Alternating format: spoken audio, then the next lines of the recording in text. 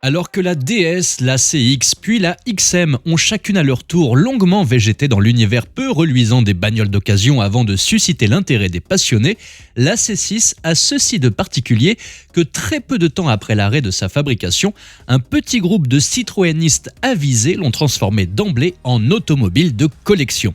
Retour aujourd'hui sur son histoire.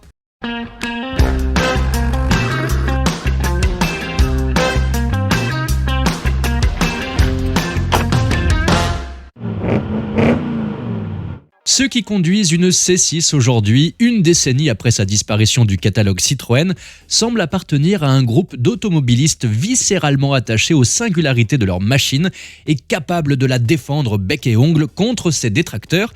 Et pour la C6, ils sont nombreux, qu'il s'agisse d'anciens propriétaires lassés des fantaisies électroniques de l'engin ou de pauvres d'esprit spécialisés dans le « c'est français, donc ça vaut rien ». Mais la C6 est à la fois une voiture de tous les jours et un objet de collection. C'est la dernière des grandes Citroën et elle ensorcelle les uns ou exaspère les autres, traînant dans son sillage autant de sentiments sincères que de préjugés. Alors, faut-il céder à ses charmes ? Telle est la question à laquelle nous allons tenter de répondre.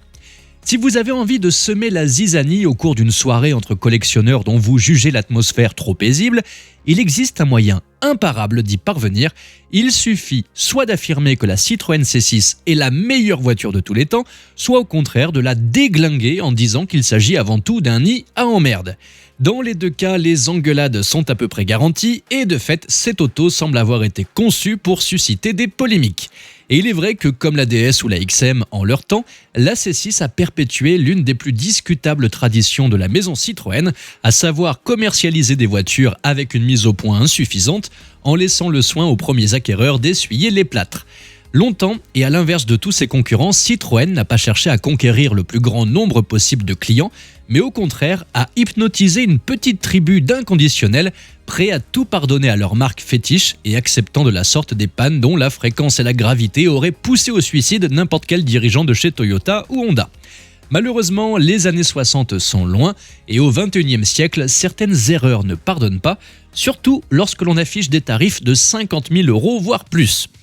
Après l'arrêt de la XM en 2000, les chevrons abandonnent le segment des routières haut de gamme et c'est la lugubre C5 qui est officiellement chargée de prendre le relais.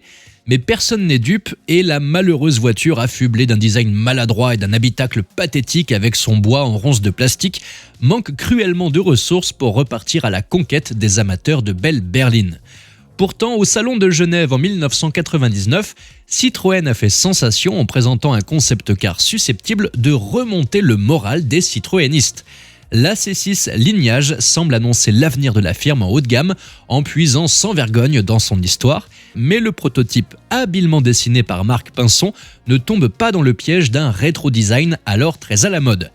Alors que la XM se meurt dans l'indifférence générale, la marque réaffirme puissamment son intention de demeurer présente dans le segment H, c'est-à-dire celui des Mercedes classe E ou des BMW série 5, en réfutant leur classicisme au profit d'une identité forte et revendiquée. Toutefois, le plan produit de l'époque relègue le projet à de lointains horizons, les priorités de Citroën sont ailleurs et les derniers irréductibles de la XM vont devoir attendre 6 longues années pour qu'apparaisse la C6 de série. À cet égard, un esprit chagrin pourrait noter que chez Peugeot, la 607 a vu le jour très peu de temps après la disparition de la 605. Chacun pourra en tirer ses propres conclusions quant à la discrimination commerciale dont Citroën a été régulièrement la victime au sein de PSA. Quoi qu'il en soit, les visiteurs du Salon de Genève en 2005 peuvent enfin découvrir la C6 dans sa version définitive. La forte personnalité du modèle est unanimement saluée par les observateurs comme par le public. Lorsqu'on la contemple de l'extérieur, l'auto se rattache incontestablement à la tradition des grandes Citroën, clivante et singulière, ne pouvant susciter que des réactions tranchées, soit on aime, soit on déteste. Aussi captivante à l'arrêt qu'en mouvement, ne ressemblant à aucune autre automobile contemporaine, son charisme demeure intact aujourd'hui et lorsque vous en prenez le volant, les sensations de conduite s'avèrent à la hauteur de ce que suggère l'insolite majesté de ses lignes. Chez PSA, on sait concevoir des liaisons au sol et la suspension Hydractive 3, associée au train avant à pivot découplé qu'elle partage avec la 407, confère à l'engin des qualités routières qui tutoient les références de l'époque, voire même les surpassent dans certaines conditions.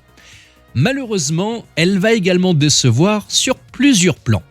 À commencer par le style du tableau de bord, massif, dépourvu de classe et reprenant trop de composants bas de gamme récupérés sur les étagères de chez PSA. La comparaison avec l'habitacle d'une Audi A6 est particulièrement cruelle pour la Citroën, dont le misérable bloc instrumental, avec cet écran minuscule peuplé de chiffres digitaux semblables à ceux des calculatrices Texas Instruments que j'utilisais au collège, n'est pas rattrapé par l'affichage tête haute. Au sommet d'une console centrale haute comme la muraille de Chine, on trouve un écran dédié aux diverses fonctions de bord et accueille un GPS déjà obsolète. En dessous, les commandes de climatisation serties dans un plastique sans cachet ont déjà été vues sur d'autres modèles et les comptables de PSA sont sûrement passés par là. De plus, la gamme des moteurs proposés au départ est bien trop limitée et par-dessus le marché, les deux V6, 215 chevaux pour l'essence et 204 chevaux pour le diesel, littéralement mis à genoux par le poids de la voiture, apparaissent d'ores et déjà dépassés par les meilleures réalisations du moment. 7 ans plus tard, Citroën arrête les frais après seulement 23 384 exemplaires fabriqués. À ce niveau, ce n'est plus un échec, c'est une tragédie. En comparaison, la 607 pourrait presque passer pour un succès commercial. Mais que s'est-il donc passé pour que la carrière d'une voiture aussi bien accueillie soit sanctionnée par un tel désastre ? Eh bien, en premier lieu, il apparaît que PSA a une fois encore commercialisé un modèle dont, comme à l'époque de la XM ou de la SM, l'extrême complexité technique, notamment pour ce qui concerne le V6 HDI et la suspension, s'est avérée insuffisamment maîtrisée par ses concepteurs comme par le réseau, ce dernier étant plus habitué à recevoir des C3 ou des C4 dans ses ateliers. Ensuite, c'est peu dire que le modèle n'a pas été soutenu par son constructeur. Après un lancement ambitieux avec des campagnes de marketing audacieuses et bien ciblées, des documentations commerciales et dossiers de presse extrêmement soignés, la mévente de l'auto a très vite découragé les dirigeants de Citroën qui l'ont purement et simplement abandonnée à son sort. Elle n'a pas eu un seul restylage en 7 ans de production, une animation de gamme à peu près inexistante et une communication nulle dès la fin de la première année de commercialisation. Pour autant, depuis sa disparition des catalogues, la C6 continue de subjuguer une coterie d'amateurs au rang desquels on compte un certain nombre d'ayatollahs perfusés à la mauvaise foi, mais dont les plus lucides reconnaissent sans trop se faire prier que leur machine n'est pas avare en caprices de toutes sortes, dont la résolution est souvent onéreuse, mais ça ne les empêche pas d'aimer passionnément leur voiture, et on les comprend. Un comportement courant chez certains propriétaires de Lamborghini ou de Jaguar, mais plus surprenant quand il s'agit d'un constructeur de masse. Il faut le savoir, rouler en C6 au quotidien peut coûter cher, et si vous tentez l'aventure, il conviendra de faire preuve de philosophie et de prévoir une enveloppe significative en prévision des coups durs qui ne manqueront pas de survenir.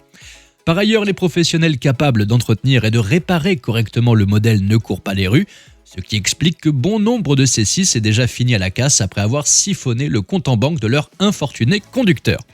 Ce qui n'empêche pas les amoureux de cette voiture aussi attachante qu'irritante de continuer à la défendre contre vents et marées. Et comme Victor Hugo l'a écrit, ce qu'il y a d'inexplicable, c'est que plus cette passion est aveugle, plus elle est tenace. Et c'est ainsi, sur ces très belles paroles, que nous pourrions résumer la C6. Aujourd'hui, les prix s'étendent de 1 000 €, voire moins, pour une auto qui a besoin de beaucoup d'attention mécanique, et jusqu'à 18 000 € pour un modèle V6 essence en excellent état. Mais nul doute que la C6 est un excellent placement et que la cote pourrait bien grimper. Qu'en pensez-vous ? Dites-moi ça dans les commentaires. Bien sûr, n'oubliez pas de vous abonner et on se retrouve dans la prochaine vidéo. Ciao !